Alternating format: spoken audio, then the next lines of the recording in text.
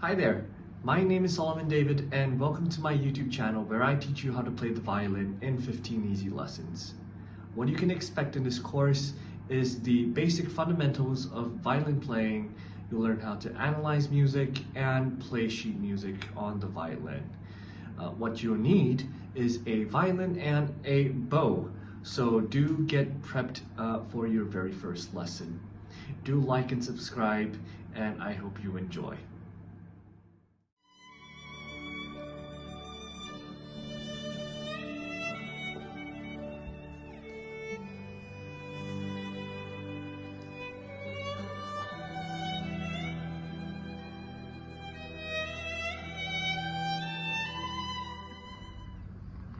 Hi there and welcome to another lesson on how to play the violin in 15 easy lessons. We're up to lesson 13 today, and we will be summarizing and learning the last few chapters and techniques that can help you in your beginner violin journey. So if you've not taken your violin out, we will first do Italian terms for the first half today, and then we'll show you how to do it on the violin. So in context of music, we might see different dynamic terms on the music sheet. In the past, many composers used the Italian language to depict what kind of dynamic levels a musician should play. And this is universal for any instrument. So it doesn't matter if you're playing a violin, piano, guitar, most of the common music sheets should be marked out with Italian terms. Sometimes we do have a mix of French and German, and that depends on the composer, yeah? Okay, so let's jump right in. Let's jump into our very first term, piano. I'm gonna put it right there. So the term piano, as you can see, it's spelled just like a piano, the one right behind me, means soft. This means when, let's say, I were to play a phrase, I have to play it soft. And that's an example, yeah? But how does a composer mark it down on a music sheet might vary as to what you see right here. So they usually use short forms such as P, just the letter P, and this helps them to keep the music sheet not just nice and tidy, but also it's easier for the players to read. So P, you have to remember, is the short form for piano, meaning soft. Okay, let's move on to the next one. So we have the opposite, which is forte. So forte, on the other hand, is the Italian term for loud.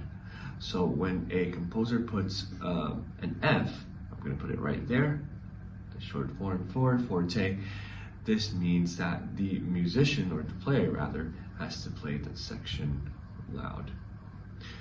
Okay, great. So of course, if we do have direct dynamics, we also have what we call gradual dynamics.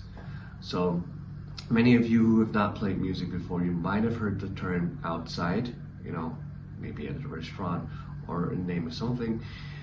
The first one is called the crescendo. Okay, right there, crescendo. So this word crescendo means for it to gradually get louder. And there's a sign for it right below, as you can see. It starts small and becomes big. So that is with accordance to your sound level, where you go from soft to loud. And it could be from soft to loud, it could be from loud to even louder. So that depends on the dynamic at both ends, yeah? Or rather, the dynamic before the crescendo, yeah? And on the music score itself, they won't usually put out the full word. They put it as cresc. So it's just C-R-E-S-C. Just put it there. Yeah. So that's the short form of how it would appear on the music sheet, or rather you could just have the sign which I showed you before below the crescendo. Okay, so of course if we have a crescendo, we also have what we call a decrescendo. And if you're thinking that it's the opposite, you are right. So a decrescendo is just quite the opposite of a crescendo. Instead of gradually getting louder, you're going to gradually get softer. Okay, so the sign's just going to be inverted. It's going to be flipped from big to small. Yeah, same thing. Your dynamic's going to go big to smaller. Yeah, and again, whatever dynamic, let's say you're going from forte, you could be going to a piano. Yeah, from loud to soft, and that's a very good example. Yeah, so these are the 4 basic dynamic levels, or rather dynamic signs, that you should know for Italian terms when you play beginner music. Yeah, so do try to get familiar with them and memorize them. Okay, so for the second half, I'm going to talk about how we put this into motion. So meaning, how do you actually do these different dynamic levels on the violin? So let's start off with the first one. Piano being soft. Okay, so when you do a piano, right, the first thing you want to know is that there's many different ways you might have seen violinists do soft sounds, but I'm going to teach you a very basic one. The first one, which would be to press the bow gently onto the string. So normally if you get a tone like this, it's pretty loud, right? If you just use your regular bow weight to bow a string. So you're going to have to be gentle as you touch the string. See that? And immediately the tone of the violin drops. Yeah? One thing you want to notice is usually when we do piano sections, rather soft sections, we try to use as little bow as possible. So you don't want to use big strokes, yeah? Because you're going to have to maintain that soft sound, which can be really difficult, yeah? On the opposite, forte, the one that we talked about just now, which was loud, you're going to have to put more pressure to it. So more weight. This can come from your hand and your arm. Yeah, let it sit on the string and you bow. So here's a demonstration of a forte. Hear that? So that sound is going to be much, much more powerful. Yeah, the projection itself compared to a piano can be really drastic. Okay, so now the question is, how do you get from soft to loud when we do what we call a crescendo? So there is a very simple way, meaning if you were to put it into physics, right? So if you start light, you're going to have to gradually get heavier, correct? And that will automatically increase your sound. But one thing I like to tell my students is, instead of just using more pressure, try to increase the amount of bow you're going to use. So I'm going to demonstrate really quickly what I mean. Start light, smaller strokes. I'm going to do a crescendo.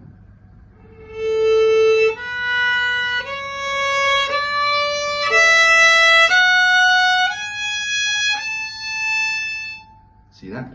So I started really with really short strokes, and by the end I had really broad strokes. And together with that, my sound grew as well, yeah? So it's very important, try to monitor not just the amount of pressure you use, but also the amount of bow you use. So quite the opposite for a decrescendo, where you get from loud, you're going to use big strokes and then make your way down and use smaller strokes. So I'm going to demonstrate that as well. So let's hear that out. You're going to start forte.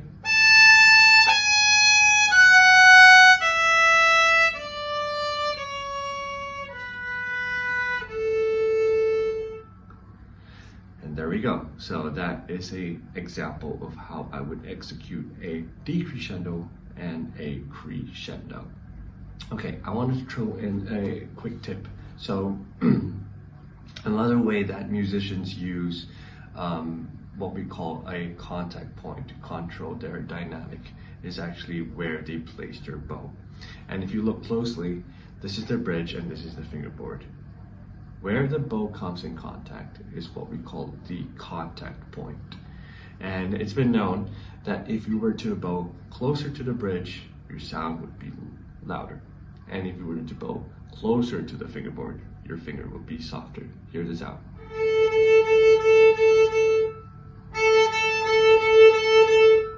the same amount of pressure. And you can already hear the difference between bowing at the fingerboard and at the bridge. However, I do not recommend this for beginners because you're gonna have a big struggle with bowing consistently, and for you to be able to control your contact points can be really difficult. So do try out just how to work on controlling that pressure or that tension in the right hand, that weight in the right hand, including the amount of bow that you're gonna use.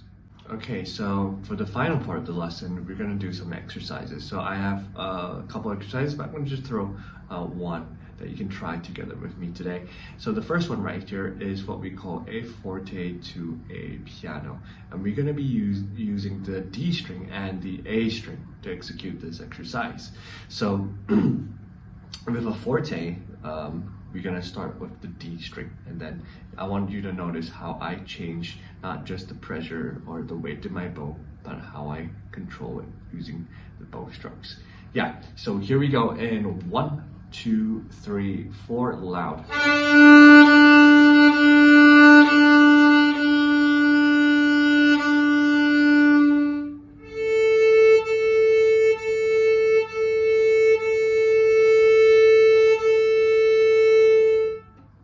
Good.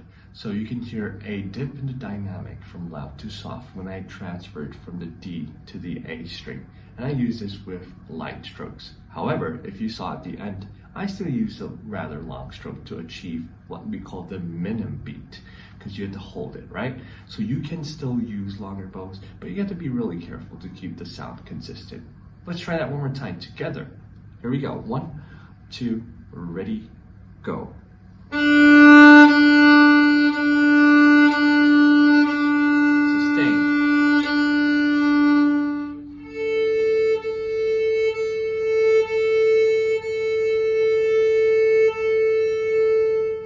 And there we go. That is a very good exercise that you can try out. And listen, always listen when you are practicing, because no one can fix your problems as well as yourself.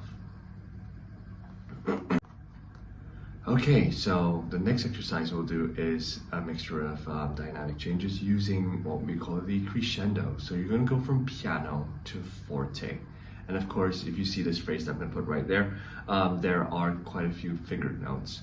So I have already filled in the note names for you, so we'll be utilizing mainly the D and A string again. So I'm going to play it once for you, and I'm going to show you how I do it.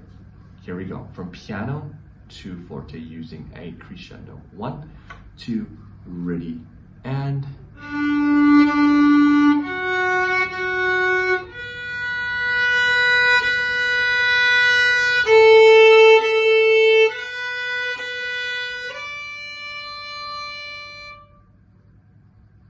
One more time. So this time, if you get the chance, please try to do it with me.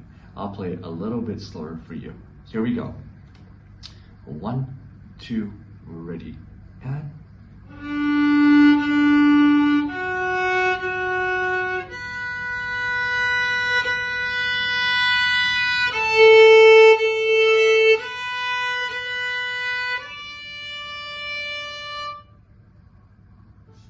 And there we go. That is a good exercise that you can try as you do a piano, a crescendo, and ultimately reach what we call the forte dynamic. Okay, and with that, we've come to the end of our 13th lesson. So we have 2 more chapters to go before we finish our course. I hope you've been keeping up well, and I hope that you've been enjoying the lessons.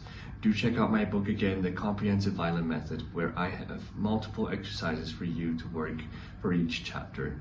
Keep practicing, and I hope to see you in the next one.